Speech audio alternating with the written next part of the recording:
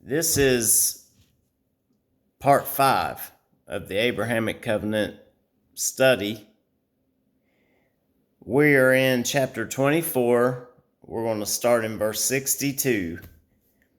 And Isaac came from the way of the well Lahai-Roi, for he dwelt in the south country. And Isaac went out to meditate in the field at eventide. And he lifted up his eyes and saw, and behold, the camels were coming. And Rebekah lifted up her eyes, and when she saw Isaac, she lighted off of the camel, for she had said unto the servant, What man is this that walks in the field to meet us? And the servant had said, It is my master. Therefore she took a veil and covered herself. And the servant told Isaac all the things that he had done. And Isaac brought her into his mother's tent,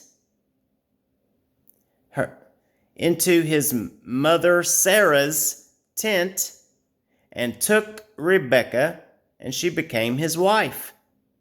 And he loved her. And Isaac was comforted after his mother's death. Okay. This is the question that began this whole study for me.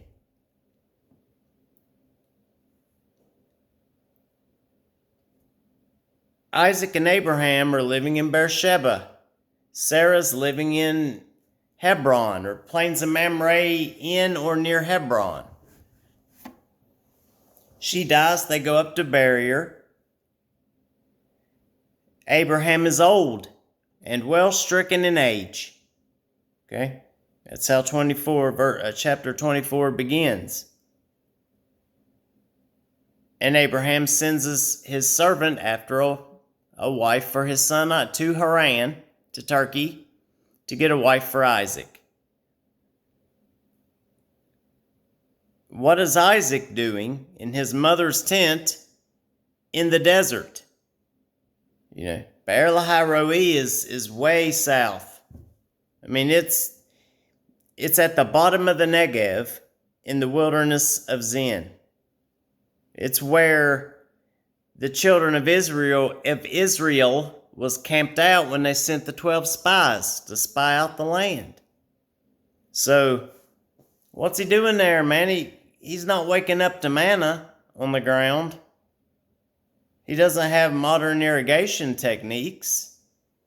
If he wants to mourn for his mother Sarah and live in her tent, why not just stay in Hebron? You have olive groves, orchards, vineyards, barley and wheat. It doesn't have to be caravanned in from too far away. But no, he breaks her tent down and drags it south to Be'er Lahai-Roi. So, it didn't sit right with me. I was listening to the Bible, reading the Bible to me at night. The app does that. It'll read the Bible to you.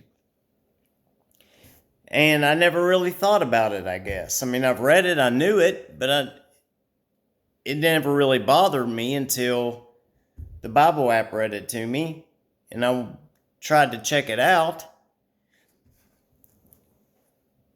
and it made no sense. So I start looking at Isaac's movements. I read chapter 26. I can see Isaac's trying to establish himself in Gerar, and then he just up and leaves to Beersheba. And I didn't know what was going on, so I had to look at Abimelech, and it was just the whole thing. Once I correlated Abimelech with the binding of Isaac, it made a lot more sense. Then I knew what I was looking at, and it was the Abrahamic Covenant. But let's look at this. What do we know about Be'er Lahai-Roi? If we go to chapter 16 of Genesis,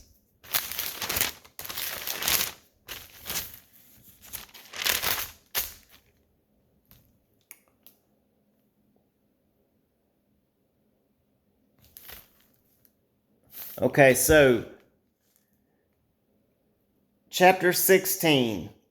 Now Sarai, Abram's wife, bare him no children, and she had a handmaid, an Egyptian, whose name was Hagar. And Sarai said unto Abram, Behold, now the Lord hath restrained me from bearing. I pray you, go in unto my maid. It may be that I may obtain children by her. And Abram hearkened to the voice of Sarai. And Sarai, Abram's wife, took Hagar, her maid, an Egyptian, after Abram had dwelt 10 years in the land of Canaan, and gave her to her husband Abram to be his wife.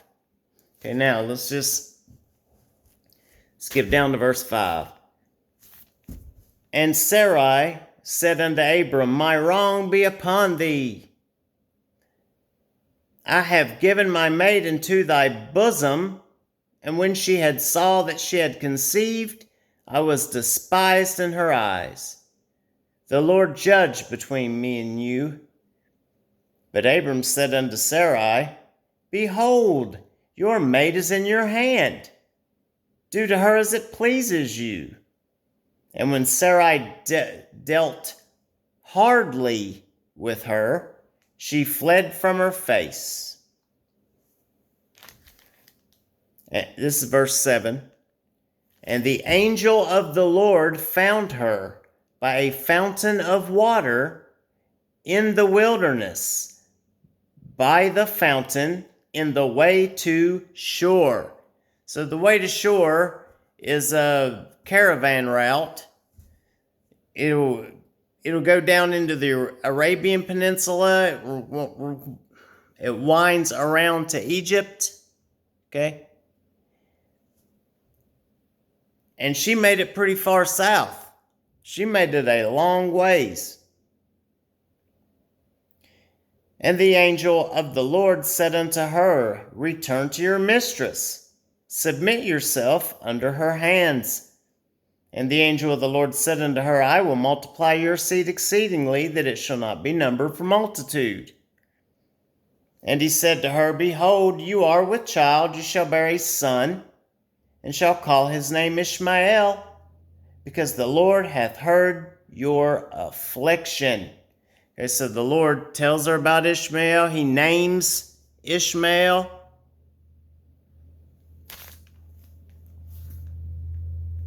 And she called the name of the Lord that spake unto her, Thou God seest me. For she said, I have also here looked after him that sees me. Wherefore the well was called Be'er Lahai Roi. Behold, it is between Kadesh and Bered. Remember, Abram traveled south. He dwelt between Kadesh and Bered, sojourned in Gerar. Okay. We find out later he's been digging wells all along through there. But it's a nice story, but what's that have to do with Isaac breaking his mother's tent down and dragging it south? Let's see. Be'er Lahai Roi. Be'er is well. Lahai is one who is alive. Roi is who sees me. So it's the well of the living one that sees me. Okay? Something like that. All right, so that still doesn't explain why Isaac went so quickly to live in the middle of the wilderness. All right. Well, let's go to one more place and see if we can figure it out. Chapter 25.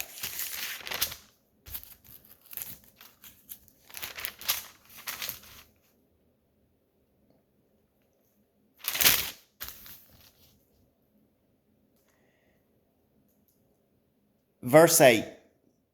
Then Abraham gave up the ghost and died in a good old age, an old man and full of years, and was gathered to his people.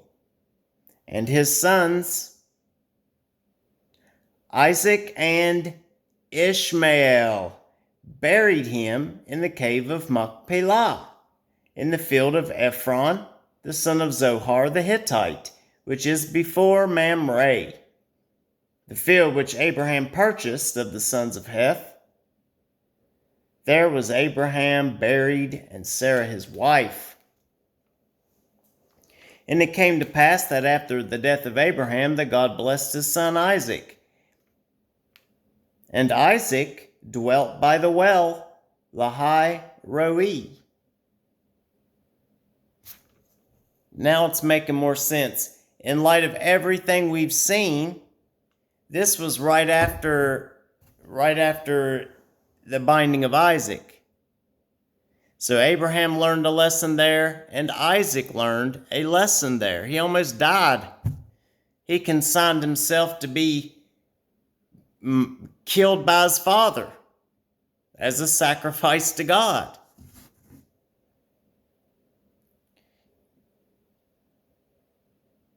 So put yourself in Isaac's shoes. You just buried your mother. She was 127 years old. You're looking at your father. He's old and well stricken in age. He's 137, 127, 137. He could die at any time. Isaac doesn't know when he's going to die, but he knows when he does die, Ishmael is going to come back into the picture. And even though Ishmael knows he's not inheriting the land, Be'er Lahai Roi is in the far south, in the middle of the desert. It's not too much to consider that Ishmael may try to claim that space. Right? An angel of the Lord named him there, spoke to his mother there, and it's at the southern edge of Canaan, seemingly an unimportant piece of land. You know? Ishmael, after all, the angel said he would be a wild man, his hand against every man's hand against him, and he would dwell in the face of his brethren. So, the only answer that I can come up with is that Isaac is trying to keep Ishmael from laying claim to Be'er Lahai Roi after the death of Abraham. Because that's, he lives there from the death of Sarah until there was a famine in the land after the death of Abraham. So, that's the only thing that makes sense. He sacrificed his own comfort and the comfort of his family to protect the covenant that Abraham made with God and that he was heir to. And that really is the only thing that I can think of for that. But it makes sense, If the binding of Isaac is about the Abrahamic covenant and the fact that Abraham made a covenant with Abimelech over the land, then it makes sense that he would want to protect the land from Ishmael. I mean, look at every choice they make after the binding of Isaac. Abraham's like, do not take my son out of the land. He says it twice.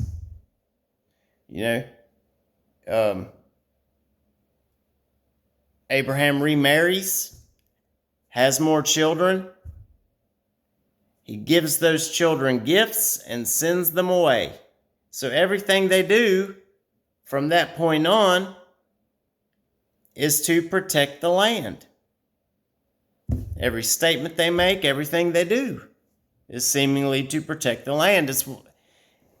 It's another reason why I think that,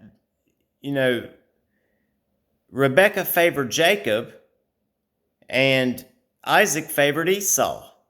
And that's probably why, Esau seemed a better candidate for protecting the covenant.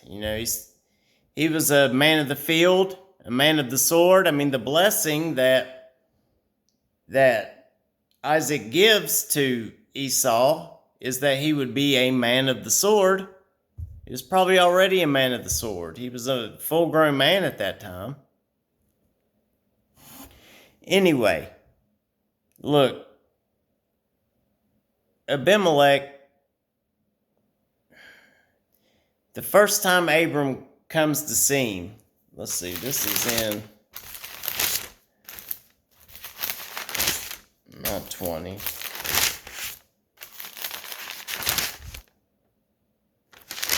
Where is it? The first time that Abraham comes to see Abimelech, Abimelech gives Sarah back, and he tells him, chapter 20, verse 15. So he gives Sarah back. Abraham had been digging wells, right? Abimelech said, "Behold, my land is before you. Dwell where it pleases you." Some translations here say, "My land is before you. Dwell where it pleases you." But these wells that Abraham's digging doesn't sit right with Abimelech. I highly doubt that Abimelech didn't know anything about his servants violently taking a well away from Abraham. Right after it happens, he shows up with Phicol, the chief captain of his army, and all he wants to talk about is the land. Him and his sons owning the land, making Abraham recognize whose land this is, right? So, anyway, that really is all I have for this. But, thanks for hanging with me on it.